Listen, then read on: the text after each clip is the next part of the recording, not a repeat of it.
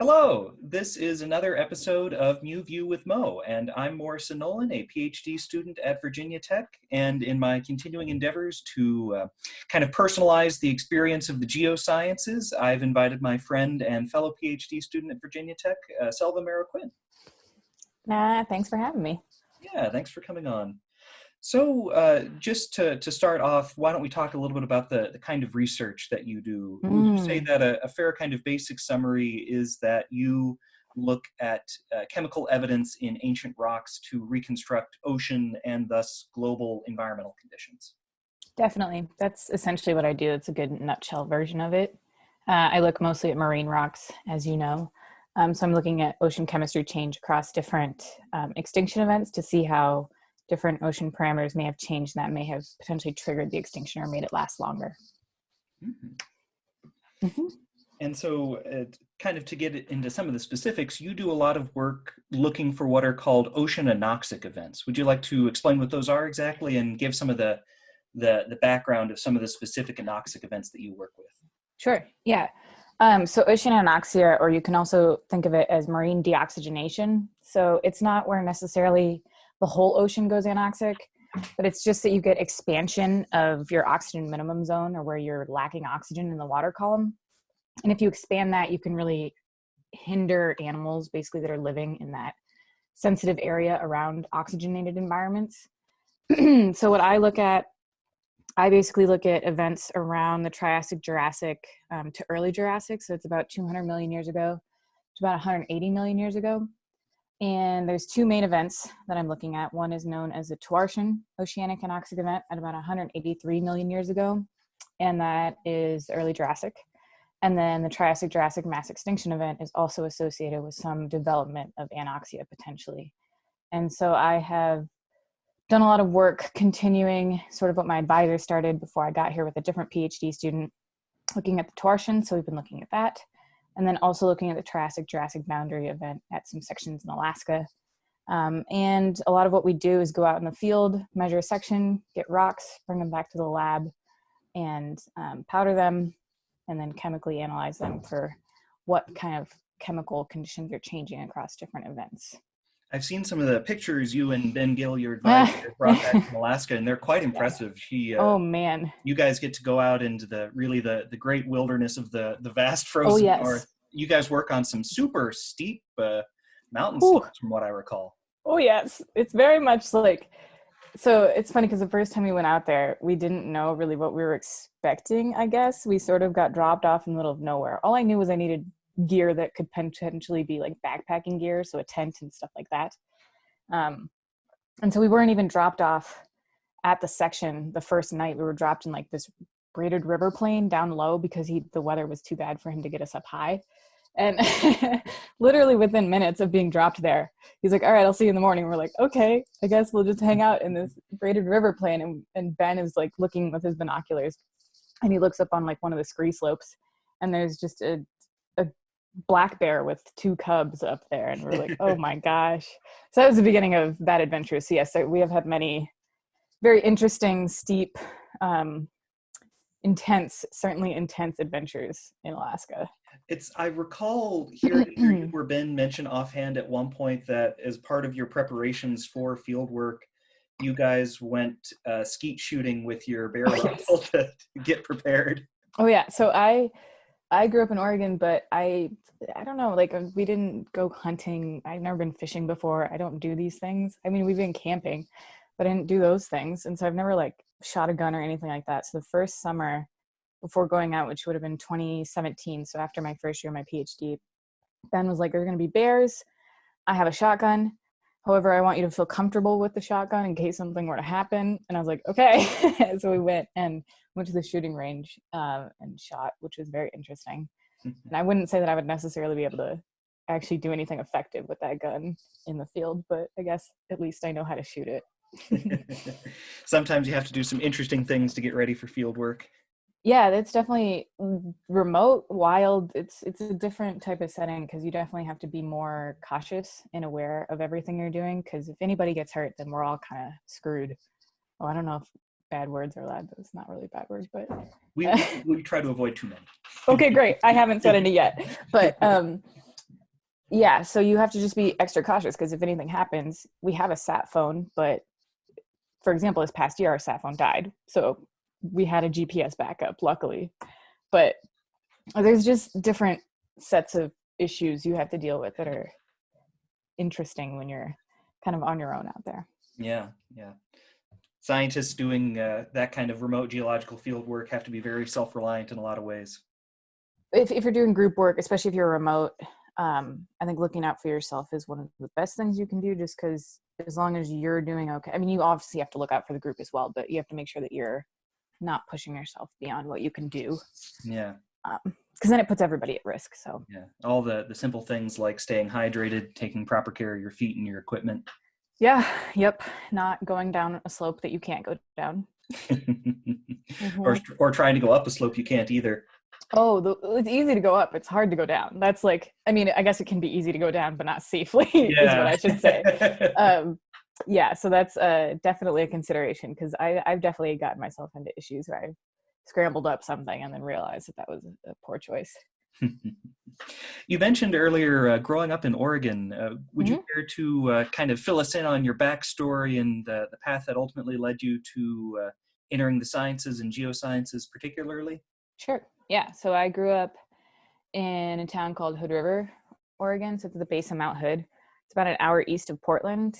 It's farming agricultural area, but also it's a mix of like, it's a very touristy place. There's a lot of people that come to windsurf or ski or mountain bike. So it's a lot of outdoorsy, like kind of progressive people. And then there's a lot of rural, different type of mindset for sure.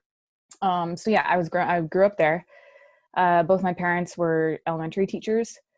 So they had the summers off. We had the summers off. So we went, my mom's family is in Massachusetts. My dad's family is kind of all over, but there was a pocket of them in Ann Arbor, Michigan.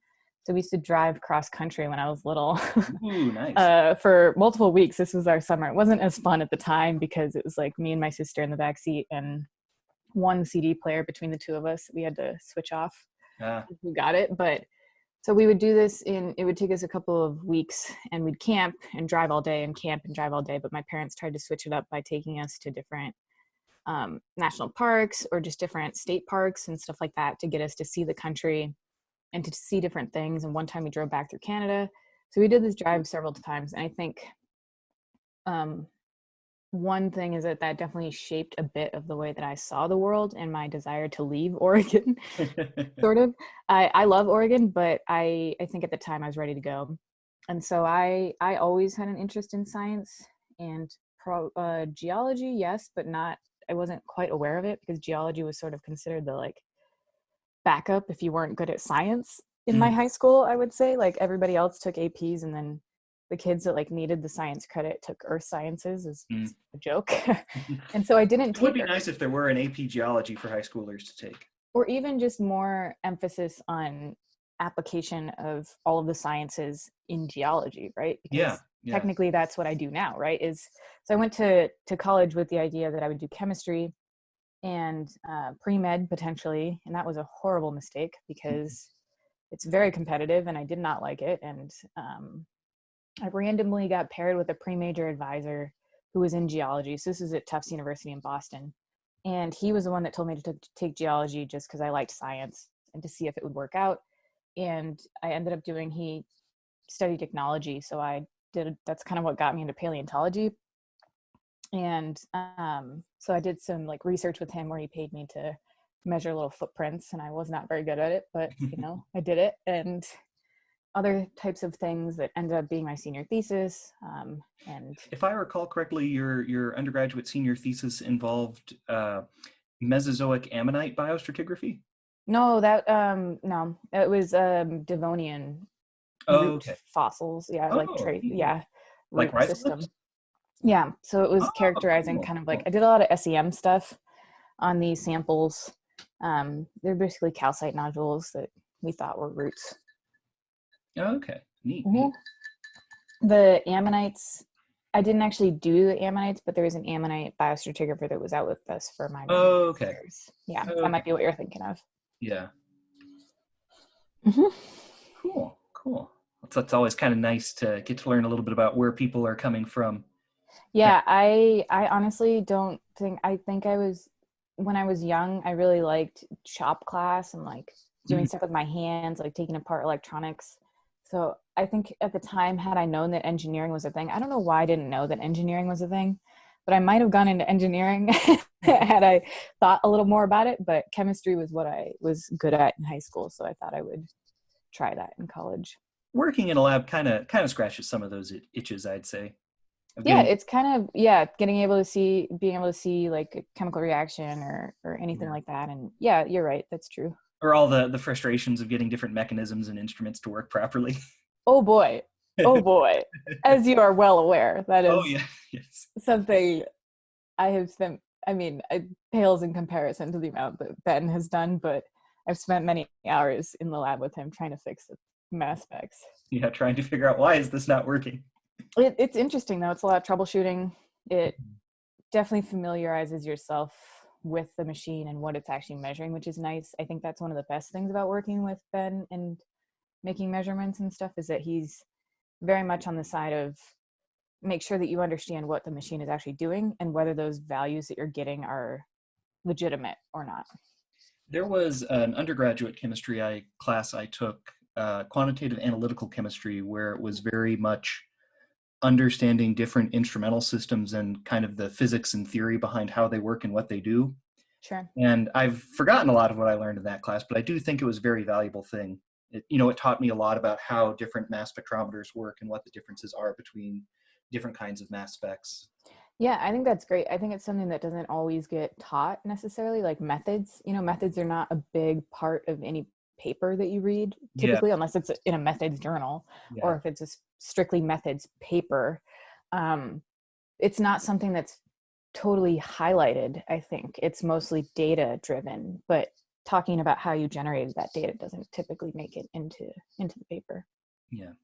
It's one other thing I remember for that class is that for a brief period of time, I understood how calculators work.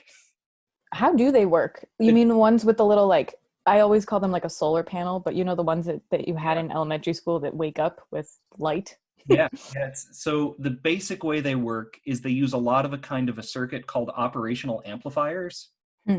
And unfortunately, I don't remember much more in depth about that, but for a brief, glorious period of time, I understood how you could use operational amplifier circuits to do math as complicated as calculus. That's cool. Yeah, Yeah, it's funny. It's some of those things that you don't really necessarily think about, but yeah, yeah, it's nice that you got to take a class in that, or at least something that was more curiosity driven. I would say that's very much curiosity driven, where it's not necessarily something that is going to come up all the time in your yeah. life, but at least it's something that you kind of satisfy that thing that you didn't necessarily know how it worked. It also, and I think that this is something that you'll sympathize with. I was also a chemistry major in undergrad, Mm. and it was kind of a nice departure from the very pre-med biomedical focus that most undergrad chemistry programs seem like they are. Yeah, interesting. Did you? So I didn't actually end up sticking with chemistry because I was horrible. Like I took two chemistry classes, and because so at Tufts, if you were in the top, like I don't even know what the percentage was, but it must have been sub 10% of your class, you automatically got admitted to their medical school after your sophomore year, like to continue after your undergrad. So a lot of students were very competitive about trying to make Mm-hmm. it to the top. Therefore, the classes were made much more difficult. At least I wouldn't say necessarily that the concepts were more difficult. I would say the testing was very odd. Like we had multiple choice tests that were 20 questions. So if you got one wrong, you were automatically down half, like 5%. And Yeah. so it was it was one of those things that was just difficult to manage. But so I didn't actually end up in chemistry, and I that's one of my regrets, I would say, from undergrad is I didn't get to take more upper level chemistry classes or even basic chemistry because I kind of got locked out because I wasn't doing so hot in the first couple classes. Well, one thing I'd also like to talk about today is museums. I Oh have yes. a love for museums, and so I thought I'd learn about which museums you like, not just natural history museums, but any kind of museum Mm, that mm, you found particularly enjoyable or influential in your life. sure. I would say there's two. One that was influential and then one that's my favorite. The one that was influential was probably OMSI. I don't even know what that stands for. Oregon Museum of Science, and I don't know what the I is. Innovation, maybe. Industry. Hold on, I'm gonna look it I'm up. just guessing. Now I don't know.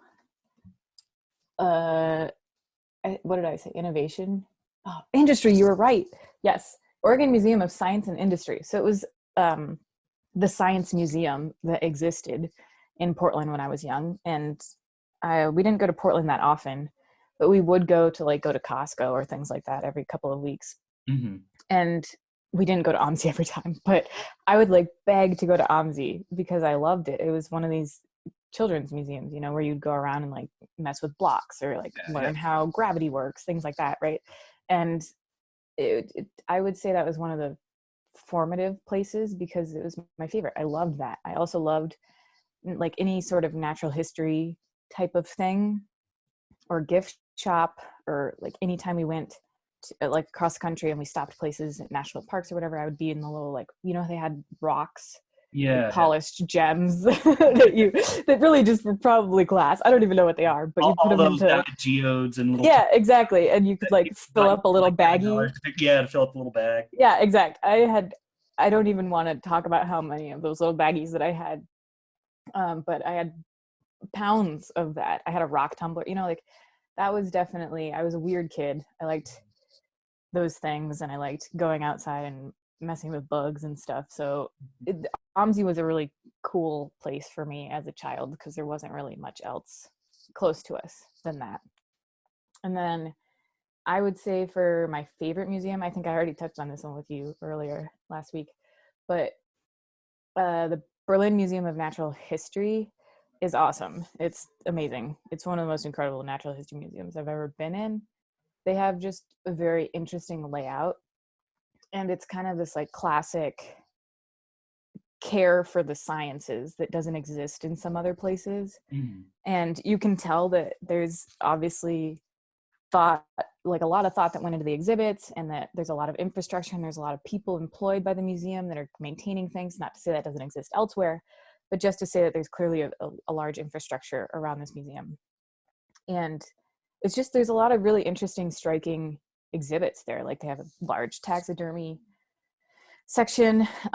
They have animals that are preserved in glass jars, and there's walls of this. If you look online, I think if you looked up the Museum of Natural History for Berlin, that's one of the main pictures, is you'd see these jars of preserved specimens. And I was lucky. I went there during my master's, so in between the 2 years of my master's, so summer of 2015, and I got to go work in the collections, and it was some of the earliest stuff that was studied for what I was looking at, and so that was really interesting. And so I kind of got a little behind the scenes, and there was also part of the collection that was kind of messed up just because of World War II. And there was a hole in the wall because it got bombed. It was amazing. There's just a lot of history that you don't necessarily get elsewhere. Mm-hmm. It was a very cool place, and so I that's my favorite museum probably. Nice. Well, this one, last time speaking with Devin, he's kind of with me in the broader field of paleontology, and so there's a lot of media that approaches that, whereas there's less media per se that approaches geochemistry at and for the sake of geochemistry. But if you can think of any such media, what are examples that you can think of in your thoughts on how your field is presented? Oh, in the media? Yeah. I would say, so if I had to venture into that, I would say that probably how geochemistry is presented in the media, at least what I do, would be most broadly kind of applicable as climate change or climate simulation, sort of what we could expect for ocean chemistry change and things like that. And that is just constantly, it's a muddy waters is what I'll say, to be diplomatic. But I think it's challenging to get people on board with things that they can't necessarily understand. Mm-hmm. If they don't see it happening right in front of them, it's very difficult to get people to think about some scientific things happening or that could potentially happen in the future, because you're very much in the present. And so I would say there are challenges, I think, with trying to get people on board. And I think a lot of that has to do with one of the side effects of well, I'll just go get into climate change, but one of the sad things about climate change is that people are now aware of the potential disasters of climate change, like the Australian fires, things like that, like hurricanes, floods. All of these things are now tangible to people, and maybe that will change people's opinions on it. But yeah, media's a lot easier to tough. visualize a dinosaur. Everyone Yes. has some idea of what a dinosaur looks Oh like, yeah. what a woolly mammoth looks like, whereas it's difficult for you to say explain the carbon isotope system. Oh yeah, I don't even think I would. It's very hard. I think one of the things that actually got me into geochemistry was that I found that what I was studying for my master's was early Jurassic squid, essentially, or octopods. So really they're octopus, but anyway, we won't get into that. It's taxonomy driven. It's very dense. And I found myself, as I was presenting these things, I found myself more interested less on what was dying and more on how they were dying, and sort of what was driving that and what was driving the preservation, how they were living, things like that. And so I would present it as like, oh, this is an oceanic anoxic event, and we know because we have this geochemistry. And so I honestly got like a comment back from someone that was like, you seem to be more passionate about the geochemistry. And so that's kind of when I knew. I was like, yeah, you are correct. I'm more interested, because I felt like my story that I could tell would be more interesting if I didn't just say, oh, these things died, and could instead say, oh, here's what could have caused this. And I think that if you want to put geochemistry into the media, then you have to tie it with, because most of my stuff is driven with extinction events and trying to understand how extinction works, I think that you have to explain the geochemistry in the context of how that might influence life, as opposed to getting into the nitty gritty of carbon isotopes, sulfur isotopes, like how do these things work? Because frankly, nobody cares except for a handful of people. So your fellow geochemists. Yeah, right. But they can read the paper. See, that's the difference too. Well, you have something of an audience here to talk about your geological interests and some of your other broader interests. Is there anything else you'd like to talk about? Other things, like science things, or anything related to science or your experience of science? I mean, I would say, I would get on my soapbox for a little bit. I would say that I was not the best student in undergrad. I don't necessarily think my plan after undergrad was to go either to culinary school or do the Peace Corps. Like, I didn't have a plan. I knew I wanted to do science, but I didn't really know how to do it. And I was very fortunate as an undergrad to have a very dedicated and helpful mentor in my advisor, and we were very close.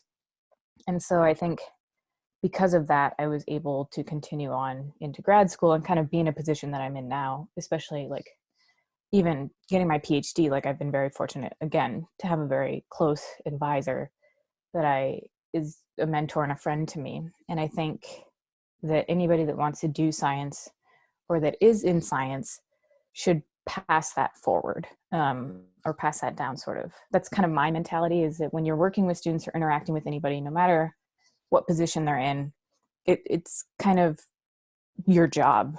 I think it should be part of your job description to not necessarily make them into who you are, but to give them the tools to figure out what they want to do and what they want to be. And I think working with students, particularly in our positions, being TAs, or in the future potentially working with students or young people, I think it's really important to motivate students as well as like inspire them and make them feel like they have a spot here to do something if they want to. And so I would say anybody who's in a position to lend a hand out or be helpful to someone below them should do that, with any form of mentoring, whether that's lab work or just asking them if they're interested in doing something in the lab with you, or or coming to your lab group meetings, or just talking to them about their classes. Like, that's, to me, could mean a lot to that person and would take you very little time as a grad student or postdoc or professor. So yeah, that's my soapbox. Very nice, very nice. Well, thank you for joining us today, Selva. Of course. Thanks for having me, Morrison. I want to know about your museum, though. This is like one-sided. Oh, tune into a future episode to find out. Oh, are you going to interview yourself? How is this going to work? Yep. That's episode 5. Are you really? How are you going to do that? Who's going to interview you? I'm going to do kind of a head-to-head type thing. I see. Interesting. I hope the capture, the screen grab is just your face looking at your face. I think that's how it has to be. But all right, well, thanks for having me. So say, Selva, where is the treasure buried? Where is the what are you saying? This is what all the questions are going to be like. No, just this one. Okay, great. I don't know. This is like an Easter egg hunt. I'm unsure of where the treasure is buried.